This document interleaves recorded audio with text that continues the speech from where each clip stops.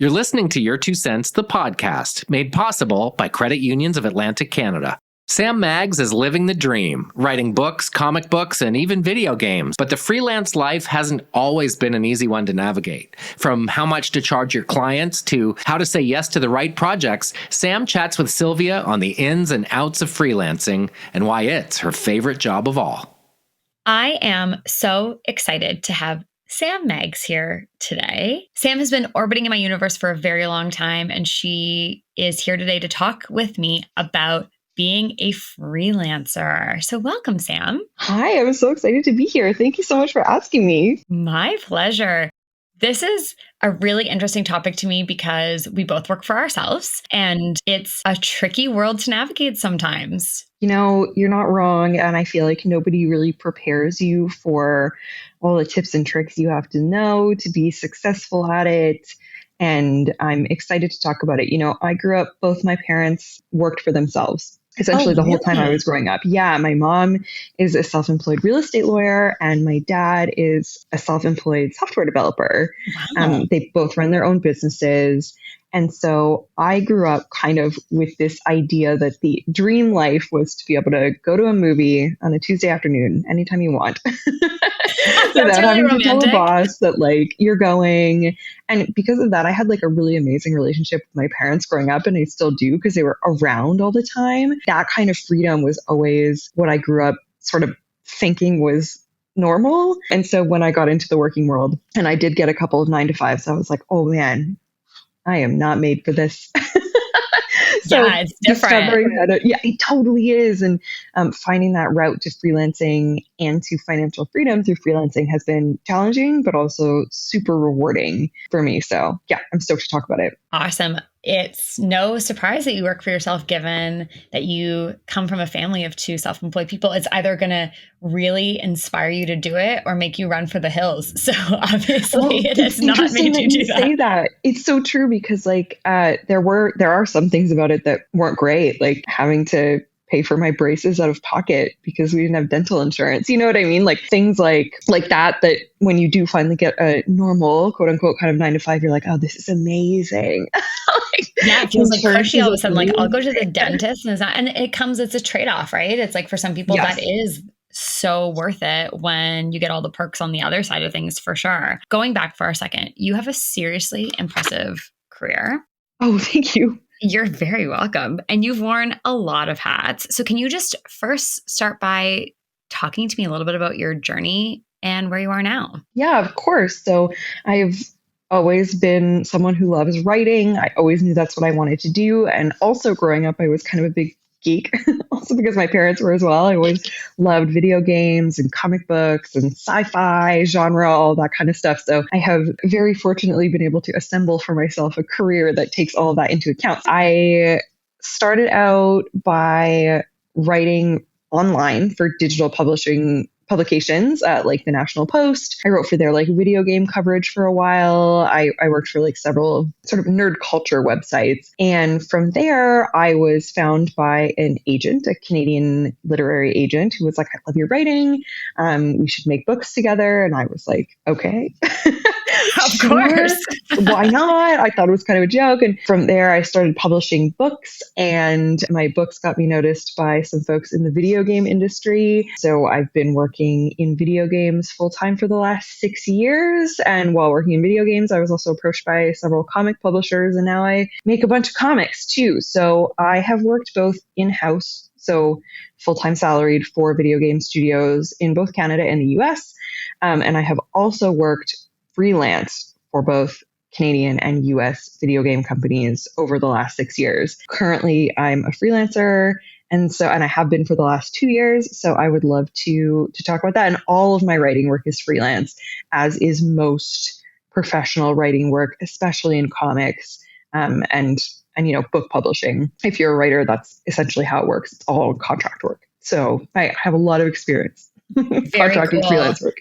Well, no kidding. And it's such an interesting journey to go from one thing to another, and obviously a lot of hard work. But you just rattled off that you write comic books, video games, and books. And I consider me fangirling you all over again because it's just so impressive. And to be able to, you know, frankly, take the things that you love and turn them into your job is one of the most rewarding things you can do. And I think that's a really cool part of being a freelancer is that you're usually probably not being self-employed for something you hate. It's so true. I mean, there's also that danger of like when the thing that you love becomes your work, it's hard to have hobbies anymore. Right. Yeah. So there's a little bit of that, but it is so rewarding. And I feel lucky all the time to be doing what I'm doing. I'll be honest with you. Yeah. Well, hey, it's a pinch me thing. And I feel the same way. I'm living the dream. Someone sent me an email from 10 years ago. They said, remember when you wrote me this? And it was from 10 years ago. And I had said to them, I'm just going to park my dream for now, but I'm going to go take this job in a corporate role.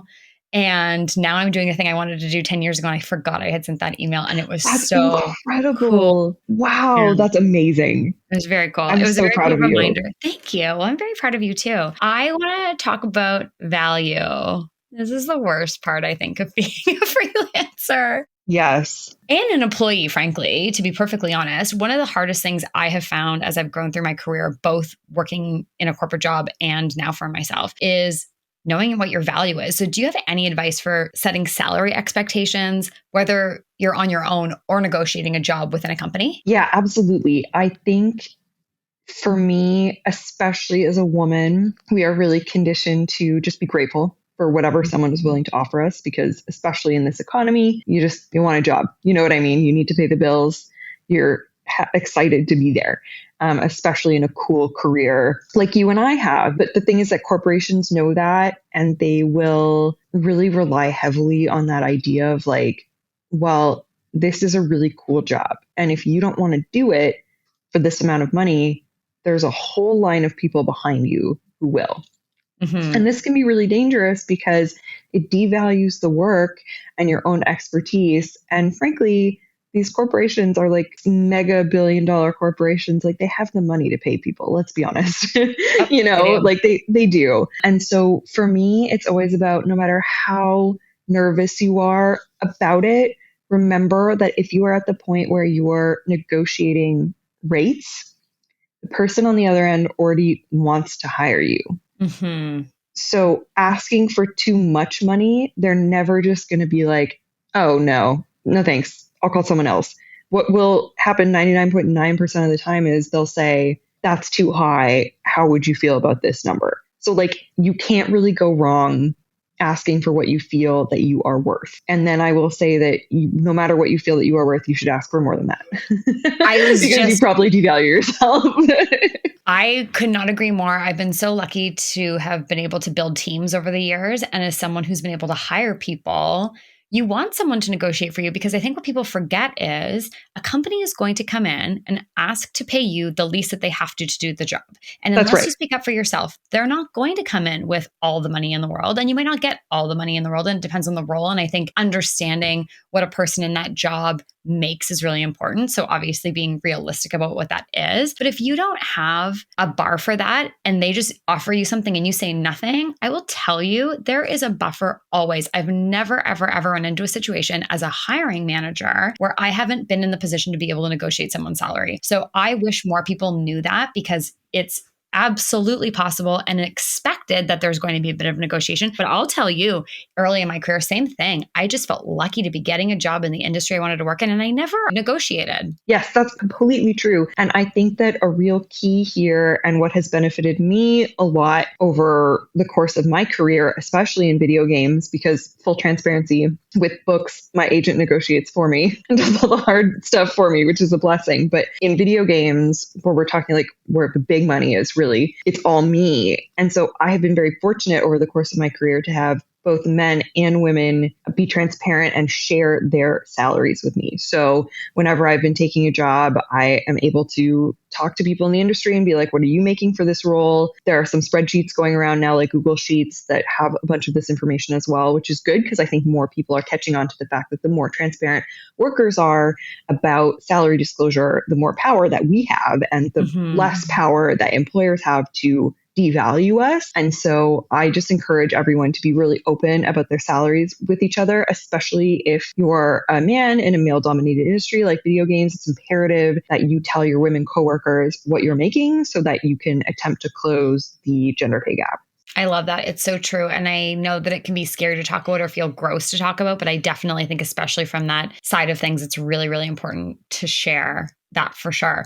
When it comes to negotiating your rate as a freelancer, that's one thing I've struggled with. I still struggle with that, to know how much hourly or by project or whatever to charge. Do you have any tips on how you set that rate for yourself? Like if you were going out for the first time and your first client comes to you, what on earth do you do to figure that out? It's tough. And I also still struggle with this. For me, the most difficult thing to remember and learn was that you are not just setting an hourly rate the way that you would like take a salary and then divide it by the number of days in a year and ask for that. You have to ask for significantly more than that, because you have to remember that it needs to include the buyout for the fact that this company is not paying you benefits. They're not paying you vacation days. They're not doing like RSP matching. There's all these benefits that you get as being a full-time employee that you don't get when you're a freelancer, but that you still need to deal with for yourself. You need to pay yourself for vacation days. You need to be able to go to the dentist. Yeah, get braces. Yes, exactly. Like there are all these things that you need to. You need to be able to donate to a retirement account every year, or deposit to a retirement account every year. Donate to yourself? I don't know. I'll take that's it. Fine. But these are all things that you still need to do. And so you have to build that into your salary. So I think the biggest mistake that I made when I was starting out was not including those extra numbers in my hourly rate calculation. I was just including like, oh, this is what I would make per hour at like a salaried gig. So that's what I'll ask for. You have to ask for more than that. And then beyond that, especially in an industry like video games, you also have to add in for the fact that you're not going to be making royalties or bonuses as a freelance employee. And that can account for a significant chunk of money. So it's okay to ask for more on top of that. And what I usually do is I explain all of this in my email when I send my hourly rate. So if it seems like I'm asking a lot, I'm kind of like, yep, here's my rate. I know it seems a bit steep, or, like just so you understand, this includes like a base hourly rate plus X amount for these benefits, plus my buyout for time that I could be spending working on projects that will pay me royalties. That's sort of how I do it.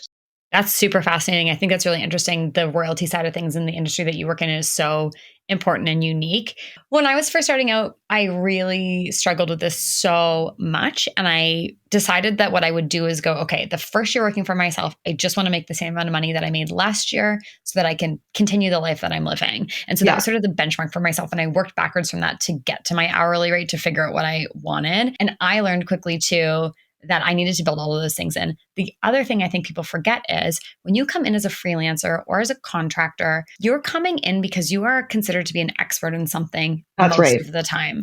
So people also need to pay you for all of the experience that they didn't have to pay you for. So you're coming in and you might be able to do something very quickly, but that's because you're an expert in your field, and that shouldn't be to your detriment. So working that out and saying, okay, maybe it's only going to take me 10 hours. They think it's maybe going to take me 20 hours, but I'm going to build my rate in so that it accounts for my experience. I think that's really, really important too. That's such a smart and concise way of putting it. And I think that's exactly right. You are charging for all of this experience that you have previously. Again, if you're reaching this point, they obviously want to work with you. So there isn't a lot you can do, in my experience, that will really scare them off. When I send my rate, I'm always like, listen, here's what I'm starting with. I really want to find something that works for all parties. So please feel free to let me know what you think about that. And I would love to continue the discussion about this no matter what. And a bunch of the times they'll just be like, yep, that sounds great. A bunch of other times they'll be like, that's a bit steep for us because of XYZ. Can we do this instead? And they might throw in something else. Something that I find happens a lot is to justify the higher rate, they'll lower my number of hours per week. And that's also totally fine, depending on the project you're working on. So yeah, I think they're always willing to negotiate, as you sort of pointed out, as on the hiring manager side, which I think is really interesting. They're not going to be like, oh, they negotiated, we're not going to hire them now. This is expected. This is what people do. You have to. Yeah. There's such a lack of power in this situation. I think the only other situation I've ever been in that has less power is buying a house. The cards are so close to the chest. There's no conversation. You feel like you should just be so grateful. And the fact of the matter is, finding good talent is really, really hard and retaining talent is expensive. So if regardless of whether it's a freelancer or a full-time employee, people are going to want to bring people in. To your exact point of, if you're at the point where they're offering you a job, they like you. So don't take for granted that. Also, being on the hiring manager side, do you know how many dads you have to interview to find the perfect person? You are not going to give up on someone if there's a reasonable gap there to go back into the pool and find someone for the matter of what could be a few $1,000s. So definitely have the conversation. Understand that if you're being offered a role, you are in a bigger power position than you think that you might be in. And just be respectful of the negotiating process. I don't think you have to be crazy about it, but definitely going in there and feeling like you have a seat at that table is so valid and important and just true. Absolutely. And listen, I will tell you, especially again, as a woman in male-dominated industries, I find that they respect you more if you negotiate and you ask for a bunch of money. Like it's because, I'll be honest with you, I always kind of try to tell myself, and this is why salary sharing is so important, but I always ask myself, like, if I were a man, like, what would I be demanding in this situation? Because as women, we are really socialized to be accommodating, again, to feel lucky to be there. But the truth of the matter is, especially if you're a woman in a male-dominated industry, they need you. They need you. And from a very mercenary point of view, optically, you are a good hire for them. And they know that, even if they don't want to admit it. So you should also know that. That also gives you some power, but you have to be willing to use that and to feel confident, because it can be really hard to feel that confidence. Ever wonder what sets Atlantic credit unions apart from the big banks? Well, they do banking a little differently. They have all the products and services a big bank does, and sure, they have fees, but they invest their profits back into their communities, which in turn benefits their members and their families. You and I have really similar paths that way. It's so interesting. I've basically exclusively worked in male-dominated industries, so I have definitely felt that way. And I really thank my female leaders along the way who have helped me gain that confidence of having a seat at the table and asking for more money and coaching and mentoring that way. So it's tough. It's really hard to sit there and think, what would my male counterpart ask for that I'm not asking for? And it's not to say that you need to take advantage of being a woman, but there is truly still a big wage gap out there. And we need to be able to stand up for ourselves in that way. And so sharing salaries and all those things is so important. It's interesting. This leads perfectly into my next question, because we both have worked in male-dominated industries.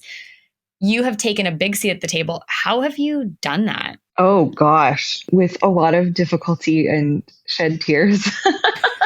I'll be honest with you. It's not always super easy. I feel real responsibility in my role at places like this to sort of do what I feel morally is the right thing to do in terms of fighting for representation and better hiring practices and equality in the products that we're making or in the art that we're making. And that's not always easy, to be honest. It can be quite difficult. And I have had to leave several projects because of not seeing eye to eye on things like that. And I think that this is a really important thing to know as a freelancer as well.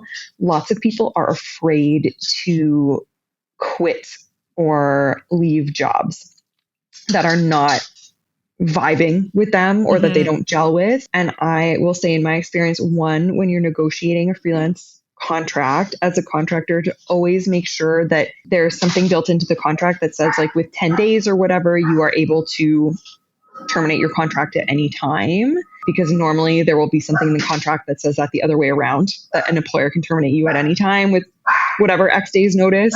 But in my experience freelancing, what I have always found is that leaving always ends up being a really positive step, because it ends up leaving the company in a place where they can find someone who is a better fit for that project.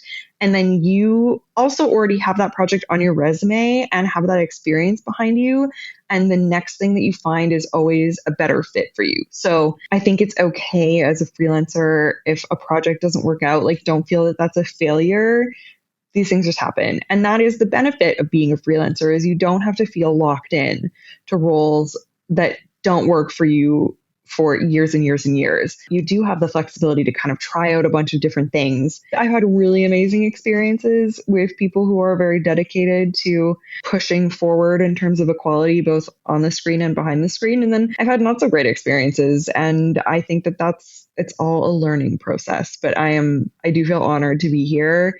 And I feel that it is sort of my responsibility as someone who's being hired into these positions to make it easier for the next marginalized person to be hired after me. I love that. I listened to an interview with Reese Witherspoon and Kristen Bell and Monica Padman recently, and they were complimenting Reese Witherspoon on being a trailblazer, but then someone who also looks behind her to see who needs to be pulled ahead. That really spoke to me. I think it's really important that when you're in a position to be able to hire people, to be able to look behind you and see who needs to come up and who else needs to see at the table once you've been able to get yourself there, to keep helping people get there. And it's really important part of what we do as well too. When we get to make content, who is being put on screen? Are they being given a voice? Can we bring more people into a writer's room? Can we give someone an opportunity to direct for the first time or get them on set for the first time? And it's the most amazing feeling in the world to sit here and go, I'm going to pay someone to do a job today that they might not have had otherwise. Nothing makes me happier, but it's really important that we're cognizant of how all of those puzzle pieces fit together. But I just had that visual of like, look behind you to see who needs to come forward is such a beautiful way of saying that, because it's just so true. There's so many people waiting for their chance. We were given lots of chances to be able to get there. We fought super hard for it, and you got to keep paying it forward that way. Yes, I couldn't agree more. I always think of it as holding the door open. I love the look behind you metaphor, but yes, exactly. And I wouldn't be at the place where I am in my career had I not had several, both male and female mentors, helping me out along the way and holding out their hand for me. No one is born knowing how to make a video game or how to write a comic. You know what I mean? I think everybody needs help. And I do feel a sense of karmic responsibility to pay that back. Yeah, totally. And I think that as women, this is something that I write about a lot, but as women, we're really socially conditioned to think that there's only ever a seat at the table for one woman. We all grew up watching TV where there was a whole team of superheroes or whatever, and then there'd be like the one girl. Right. Or, it's called the Smurfette syndrome, where there's like this whole town of men and then there's the girl.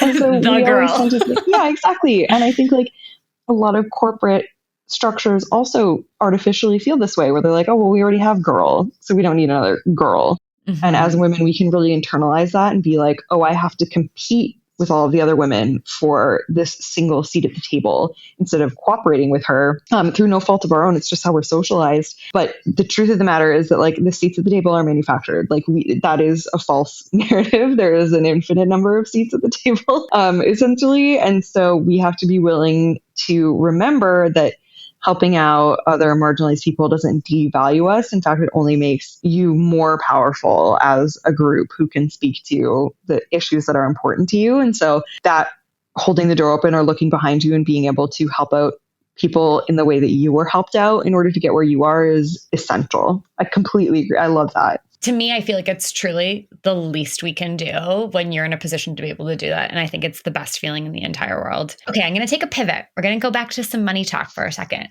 I really hate accounting. Oh my God. Drives me insane. Really important part of working for yourself is knowing your financial status. Do you have any like apps or tips or tricks on how to just manage your finances when you work for yourself? Yes. So there are probably people who use lots of like fancy, cool apps and are way better at this than I am. I am a words person and not a numbers person. So I find this very difficult. But what I started doing was I just have a spreadsheet where I keep track of every invoice that I send out or every payment that I know is coming in. I make sure I track the date that I sent the invoice out, because if I didn't do this, I would send out a million invoices that would never pay me and I would never know because I have the memory of a goldfish and I would just be like, oh, whatever. And I started noticing that was happening. So that's why I started this. So yeah, I have a big Google spreadsheet for every year of my freelancing that includes the project, the date I send out the invoice, because like a lot of my projects invoice monthly or biweekly. If I have received it, when I have received it, how much I receive, and then also how much I'm setting aside for taxes. Now, within the last year, I have incorporated. So I've become an S Corp LLC, which allows me to sort of pay myself as an employee, which makes doing taxes a lot easier because essentially every time I pay myself, tax is taken out at the source as if I was working for a company. But every year that I've been a freelancer for the last decade, before that, I have had a separate bank account where every single time I get paid, I make that 30% calculation and I take that out of my bank account and I put it into my tax savings account, because that way, when tax time comes every year, you are not caught off guard. And so that's sort of how I dealt with it as a pure freelancer without an LLC, was always working through this spreadsheet. And the other thing that I struggle with, and that I'm going to listen to this podcast, learn other tips and tricks about, is for tax time, it's essential as a freelancer to have been saving all of your business related receipts all year for things you buy for your office space, any office tools you might need, trips you're taking, taxis you're taking to and from, any business related expense. You've got to keep those receipts because it brings your tax owed amount way, way down. Not reporting those expenses can be a huge mistake and will see you paying way more tax than you actually need to at tax time. But my receipt folder is just like a manila envelope full of trash. So be organized with your receipts, because don't be like me, kids. I'm terrible at it. Well, the Sam of the future. So I did the same thing for the longest time. I had a friend who would keep all of his business receipts in a Ziploc bag, and he was very successful. And I was like, great. That's what he does. So that's what I'm going to do too. It's a nightmare. It's an actual nightmare. It keeps me up at night thinking about that. That's what I used to do. So you bring me a lot of joy, because I also like to keep a really good, solid Google spreadsheet about finances. That's what I know how to do too. When you're a creative person, money is not always the thing that you know how to do. I did go to business school, so I thankfully have a fundamental understanding of that, but it's still not very fun for me. It wasn't my favorite thing. But I do love knowing where my money is going, where my money is coming from. I love the idea of the separate savings account for your taxes. I think that's very, very, very smart. I also incorporated my own business, so that's been really helpful. And it costs a little more upfront, but it definitely saves you in the long run. So if you're toying with that idea, I would say definitely go for it, because as your business grows, you're going to get stung with larger tax returns, and that's not fun. Keep your money in your business and in your life. And so if you have a great accountant, definitely talk to them. But I started using QuickBooks recently, and that's a paid tool. If you are a single individual, I was using Wave before that, and Wave is free. It's actually a Canadian company, and it integrates all of your bank accounts and corporate credit cards and stuff. And you can invoice and send estimates, and all this stuff is linked together, and it just keeps life so much easier. And then it also has an app to track your receipts. Oh, that's amazing. Okay, Wave, I'm going to look into that. I have had no success. That's so far. So thank you for telling me about that. No, Wave is a great one. And thank you. You're very welcome. It saved me. The QuickBooks app is paid for. It's a little bit more robust. So depending on how complicated your business is, one or the other might work. Our accountant got us using QuickBooks instead because it really dials into their system. So it makes life a lot easier. But I have trained myself to pump gas, take a picture of my receipt, recycle my receipt. I do that now, and I don't have to actually keep any of them. And if I have 10 receipts stacked away, that causes me stress now. So I'm addicted to the immediate snapping of the receipt, filing it away, and then you can download it into a CSV file or whatever later, or send it all to your accountant. And then your accountant's not getting your bag of stuff that they're so mad at you about. And the ink is rubbing off. It's such a mess. Oh my God, totally. Ugh.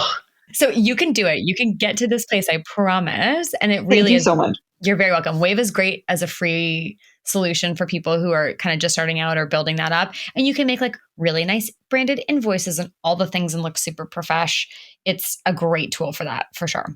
That's amazing, because all of my invoices are just Microsoft Word template invoices. We're going to bring you into the future, Sam Meggs. Yes, I'm I should so do excited. You should. I'm here for any support on the side. Don't you worry. Thank you. And I think you bring up two things that are really imperative. The first is get an accountant, because to your point, you are a small business. Let Amazon pay the big tax money. You should be trying to keep as much of that money for yourself to put back into yourself and your business as possible. But the second thing you said was that you also incorporated, and I honestly regret putting off doing that for so long, because it has been so wonderful. It saves me so much time and money and effort. I use ADP now, which lots of like corporations also use. Like that's what I use to pay myself. It takes all the tax out at the source and they deal with that for you. It is a paid service. I think I pay like $60 a month for it, but it's been so insanely worth it. And my accountant helped me set up my LLC and all that stuff. I live in California now, so this was all in the States. So like things are a little bit different down here, but it was so valuable. And I was just so scared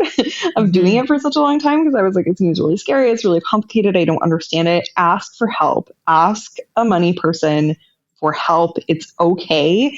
And it will benefit you so much in the long run. But I get how scary it is. And I didn't want to do it for a really long time. But now that I've done it, I'm like, oh, this is amazing. The other thing that I will say as a freelancer, especially as a Canadian, is that lots of people who want to pay you are American or American corporations. And so there's so many complicated things that come into the mix. I'm a dual citizen. So when I was living in Canada, I also had to pay American taxes. It's really cross-border tax is really complicated. So find someone, if you are in that position as I am, find someone who knows what they're doing because it is essential. And that it's not your job. It doesn't have to be your job. You can hire someone. It's okay. Well, it's interesting. In the first episode, Jonathan and I talk about the importance of delegating tasks that you're not good at. So freeing up that time. My accountant does accounting because he likes accounting. I don't. Why wouldn't we pay someone who is skilled in that field, who enjoys their job, who's going to do a good job? And also find referrals for people like that because it is not as cut and dry as flipping open a phone book. Oh my gosh. That's what people do, right? They flip open phone books. It's 2021.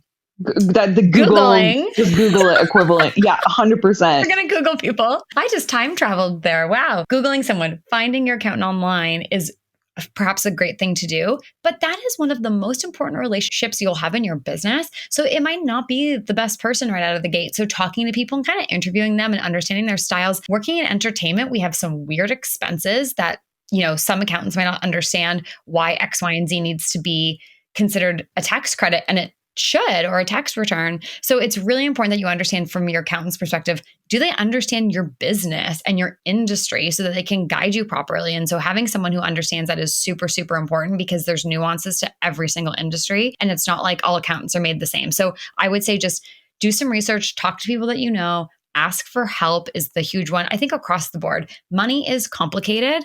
We are not supposed to know all the answers. Just like you said, no one is born knowing how to make a video game. No one is born knowing the ins and outs of corporate tax filings.